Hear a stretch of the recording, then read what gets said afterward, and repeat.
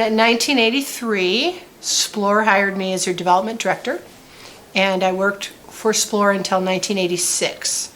And I was responsible for individual donations, a grant, one annual auction, and 3 Disgusting Brothers concerts a year. You know, they had the best collection of classic guitars for dubious talent I'd ever seen.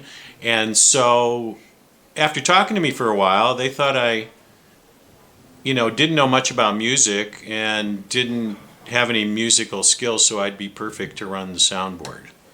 And one of the reasons that I think I was successful as the person who ran the soundboard for the DBs is because every once in a while during an evening, a song would really go off the rails.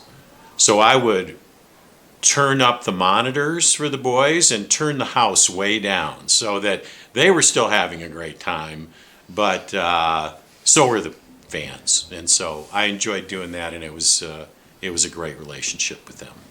They're actually quite good musicians, as much fun as I like to make of them. My story, Rich was certainly present at. It was at the Triarch in 1984, and it was a Disgusting Brothers concert. And Patty Mulvihill and I showed up in poodle skirts and roller skates, obviously not realizing what was about to happen. And we were it was $8 in advance or $10 at the door for all the beer and mixers included. Before we knew it, we were over fire code. A bathroom sink had come off the wall. The board of directors was there, quite upset. And Rich was selling tickets, and people were continuing to line up when we were out of beer. Actually, I like to defend myself. I was selling the beer. I was pumping the I beer. was selling You the were selling the tickets. tickets.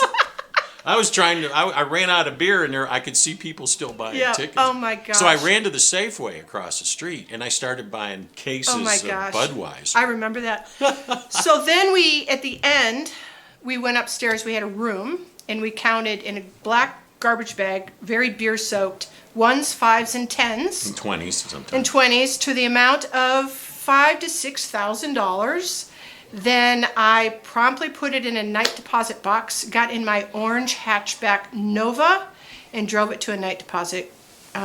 Quite scared, looking out my rearview mirror, hoping I wouldn't get robbed.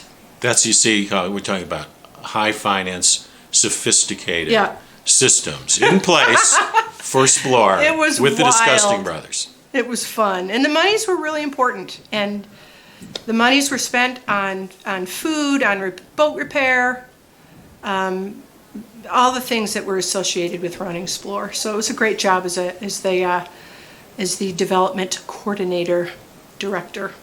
The Disgusting Brothers contributed really to, I would say, 1/3 of the budget.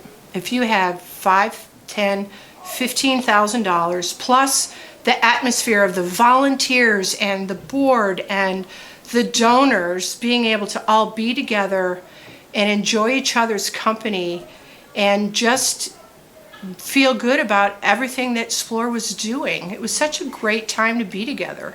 I think, first of all, they're just fantastic human beings, basically. All of them, straight through. And the medical connection with Denny and Mims, being doctors, I think that really struck them as part of their, lifelong mission to be part of an organization that did such wonderful things for people with disabilities. Kurt Crowther, Kurt's a really generous guy, an incredibly successful businessman, but also started really small. And Splore was an organization that was a small organization, and he could relate to that. And they're really the core of the band. And Falsone, if there's a better human being on earth, we haven't found one. And so he... even with his vile language sometimes. Even with his vile language, but I think it's the only thing that keeps him in balance. I mean, he can't be that great without something. Nice. So as a team, they were just phenomenal. And I think it just comes back, like I said, incredible human beings. And something that I've learned as a fundraiser So I've continued to be a volunteer, even to my current days. When you can be in touch with the people that get to experience, in this case, the rivers and the snow, when you're directly in touch with the recipients, it's a circle. Everyone benefits. And that's something that I think was so important. I think it's something that we all felt and we still feel to this day. And that was one of the beautiful things about Splore.